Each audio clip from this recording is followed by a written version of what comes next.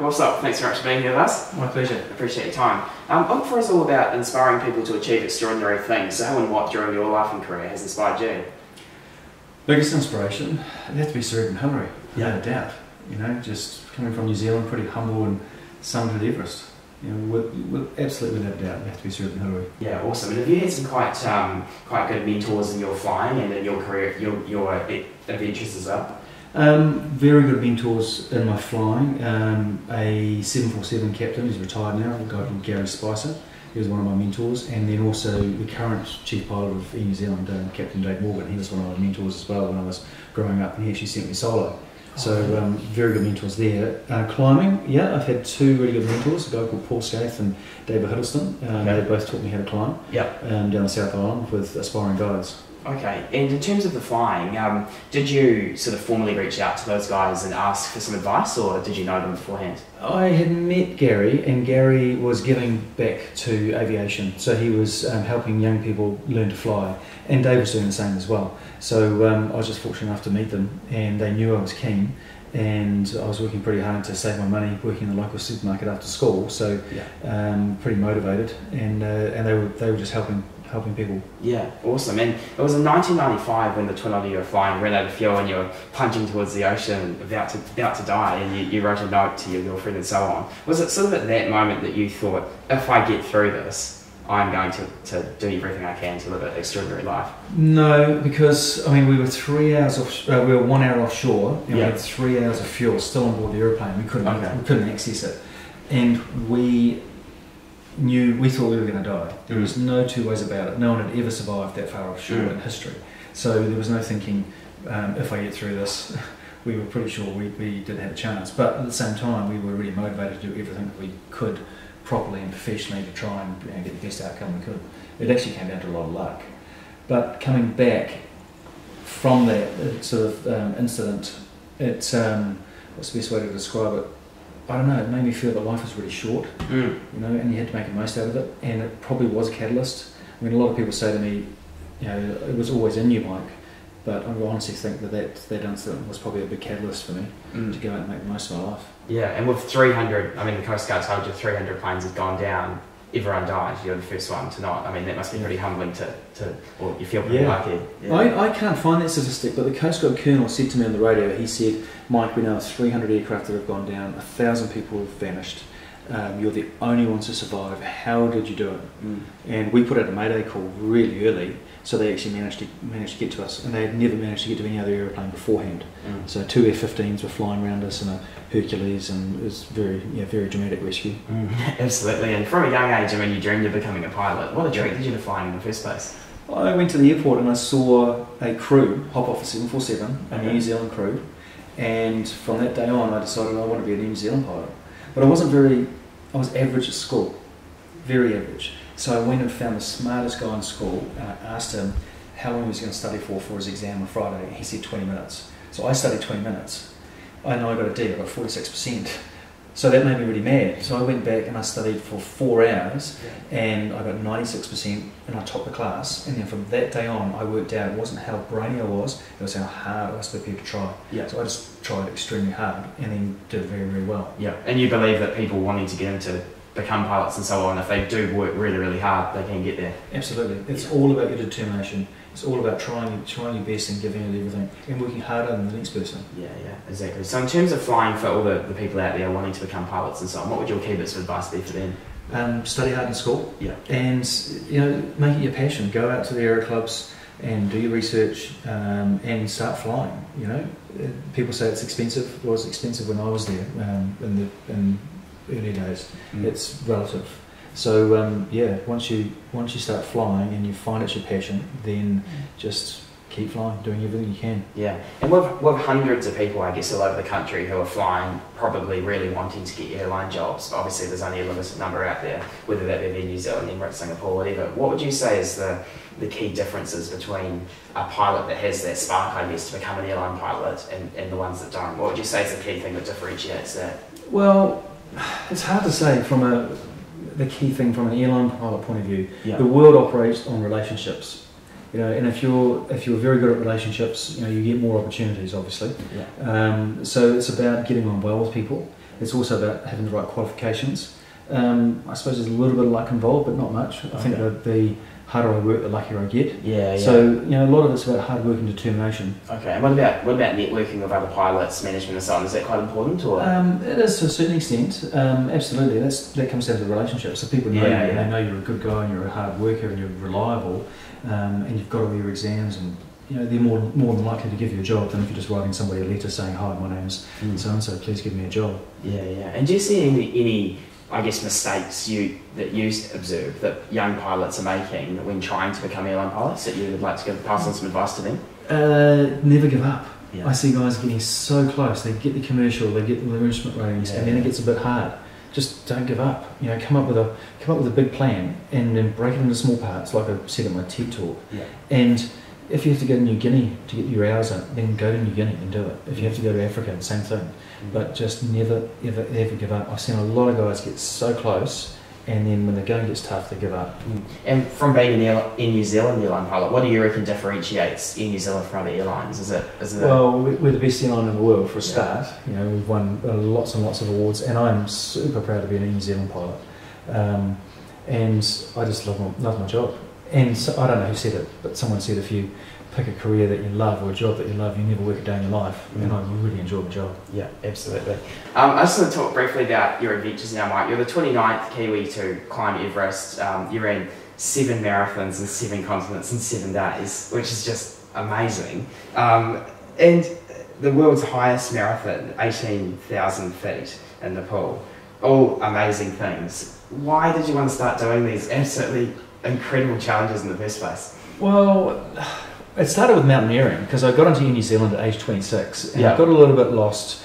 I didn't have any focus or direction because I reached my lifetime goal. So I started looking around for something, and I saw Everest and I started thinking about it, and it seemed impossible. And I applied the same technique as I did to get into New Zealand.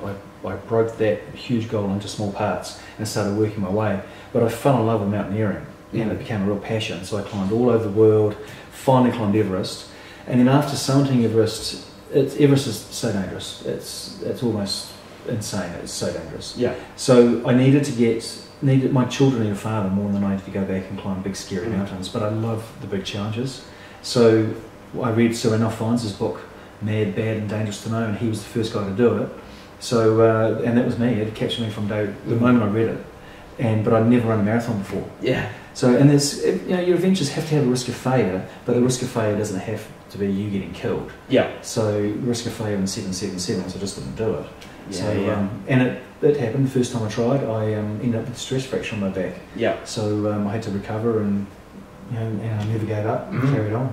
And do you see too many people in the world getting to the pinnacle of their goal, as you did at 26, becoming a New Zealand pilot, and then not setting themselves more goals to continue? Do you think it's important to always have goals in the future? For me, it is. I'm not sure about other people. But for me, I like to have big goals. But you've got to be careful. You can't get bigger and bigger and bigger all the time. So I'm doing other things. Like I'm focusing on my family heaps at the moment. Hopefully next year take them to Everest, base camp, all of them, and just nice things. And your priorities and shift and change around. As my kids get older, I want to spend more and more time doing adventures with them. And when you decided to climb Everest, had you done quite a lot of climbing in the past, or was it none? So how many years from that moment you decided to climbing Everest? About 8 years. 8 years. And I went to aspiring guides down in Wanaka, and they turned me from never climbing to a really awesome mountaineer, and I could climb really well. So I did it really well. And was that going down there for a big length of time, or just different weeks at a time? Or? I went down there for a 10-day mountaineering course. Yeah. Learned how to climb properly, and then went back and climbed different mountains with them down in the Southern Alps, and then a couple of expeditions overseas with them as well. So yeah, a lot of training with those guys. And similarly, when you decided to do the 777 challenge, you hadn't run a marathon before. No. Again, just absolutely amazing. So how many years from that moment until doing the challenge? That was about 18 months. 18 months from never running a marathon to running 7 days. Then I broke my back, so then it was another 8 months. So about just over 2 years. How much were you training daily to get to that stage? I was probably my peak of when you cycle on and off. I was peaking probably 140 kilometres a week, sort of thing. It's quite a lot. Yeah. And you hadn't done much running in the past? No. And I enjoyed it. And luckily I fell in love with it because at first it just wasn't nice. I didn't like it at all. Yeah. But running was my vehicle to the adventure. The adventure is what I was about. Yeah. So for people with ideas for great adventures and things they want to do in their life, what's the best way to go about it? Is having a plan quite important? Well, yes. So once you've got what you want to do and you've got a dream, and you're really passionate about it, and you've found your idea. Is my key is I build a really strong plan that I can break down into tiny parts, so that everyone gets overwhelmed. So when you get overwhelmed, you simply take the next step. Yeah. Just one step. Yeah. So for example, when I get overwhelmed thinking about Everest, where I was going to get the money, how I was going to get fit, I would hop online and research climbing boots. So I was always moving forward, and then you find your momentum eventually, then you get back into it and away you go. Is it good to have this plan written down, or is it in your head? Or? I write all mine down. Yeah. So I write them down. I use mind maps on my iPad. Cool. I like to think on paper or on my iPad. And if sponsorship's a necessary part of it, what's the best way to go about that? Has it been quite hard? Yes and no. The biggest key is you've got to remember sponsorship is value for your sponsor. Yeah. So it's no use approaching somebody if there's no value in it for them. Yeah, true. So I only approach people that I can offer them really good value. And you're a lot better to understate it and oversell it. Yeah. You know, and come back, True. Exceeding their expectations. Yeah. And then they want to sponsor you again. Awesome. So just got a few quick fire questions to finish now. What does it take to be an airline pilot? What does it take to be an airline pilot? Determination. And skill as well. Yeah. I suppose would be the two top ingredients. And what about in terms of doing these challenges? Does it take a huge mental toughness to be able to do it? Yeah, you have to be mentally tough. And I wasn't very mentally tough. I used some very funny techniques to get myself mentally tough, like sleeping on the back deck in the middle of the night, out in the stars, because I found I actually wasn't tough enough. Right? Okay. So yeah. And determination and courage. You have to find your own courage in that. So. Yeah. And if there are a few, from what you said before, just summing up your sort of top 3 bits of advice for people who want to become airline pilots, what would you say? Study hard in school. Yeah. Go and do all your exams and get all your flying out of the way, and then build relationships with people. Yeah. And do you believe now's a good time for people to get into flying? Is there going to be lots of jobs out there in the pretty near future? Or? Well, I'm not an expert on the forecast, but from what I hear, yes, there's lots and lots of jobs coming up for airline pilots in the future. And there's huge extensions with lots of airlines buying hundreds of aeroplanes. So and there's a projected pilot shortage. So it's a very good time to get into it. Yeah, awesome. And is it the passion that still drives you, say, in your job? Oh, I love it. Yeah. Absolutely. I drive to work with a smile on my face. I really enjoy it. Oh, that's awesome. Okay. And what would the 16-year-old boy you were think of who you've become today? Were you pretty proud? I think you'd be surprised. Yeah. I think if I was 16 looking now and I'd climbed Everest and done a few things, I think I would have been surprised. Yeah. Mike, you're a top guy. You know that adventure begins at the end of your comfort zone, and Bear Grylls has called you a regular man, faced with some very irregular challenges. So to finish, can you look down the camera here and tell us what are your wise words for the people of New Zealand? Wise words for people. What I do is I do 3 things if I want to achieve some really big goals. One, I let myself dream, and it's more like brainstorming. You know, a lot of people, and especially in businesses, have all these brainstorming ideas when no idea is silly, and you have all these big ideas, and then you sort out the real good ones and finally get one little gem. So allow yourself to dream. It's like brainstorming for your own soul. Once you've got the little goal and that little gem, then you go on to step 2. Get a huge goal, a huge plan, a plan so strong that you can break it down into small parts and then take one step at a time. When you get overwhelmed, just go back to basics, just one more step and then one more step. You'll eventually find your momentum, and once you've found your momentum, you're off.